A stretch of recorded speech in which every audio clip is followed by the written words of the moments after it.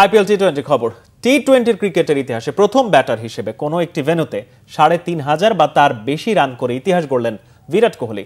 বৃহস্পতিবার রাজস্থান রয়্যালসের বিপক্ষে আইপিএল ম্যাচে এই কীর্তি গড়েন রয়্যাল চ্যালেঞ্জার্স বেঙ্গালুরুর এই ব্যাটার।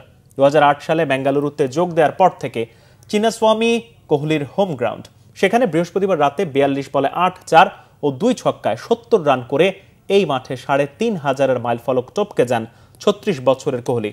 খেলেছেন ১০৫ ইনিংস। বেঙ্গালুরু ও রাজস্থানের বিপক্ষে আইপিএলের ম্যাচটি ১১ রানে জিতে নেয়।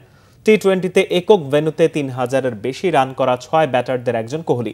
অন্যরা হলেন বাংলাদেশের মুশফিকুর রহিম, তামিম ইকবাল, মাহমুদুল্লাহ রিয়াদ এবং ইংল্যান্ডের জেমস ভিন্স ও অ্যালেক্স হেলস। চলতি আসরে দারুণ ফর্মে থেকে একের পর এক কীর্তি গড়ে যাচ্ছেন কোহলি। মুম্বাই ইন্ডিয়ান্সের বিপক্ষে ওয়াংখেড়েতে দ্বিতীয় দ্রুততম ব্যাটার হিসেবে টি-20তে ১৩,০০০ রানের মাইল ফলকে পৌঁছান ৩৮৬ ইনিংস খেলে। জয়পুরের রাজস্থানের বিপক্ষে ডেভিড ওয়ার্নারের পর দ্বিতীয় ব্যাটার হিসেবে টি-20তে ১৫০-র মালিক হন। পরে পাঞ্জাব কিংসের বিপক্ষে আইপিএলের সবচেয়ে বেশি ৬৭তম ৫০ ছাড়ানোর রেকর্ডও গড়েন ওয়ার্নারকে পেছনে ফেলে।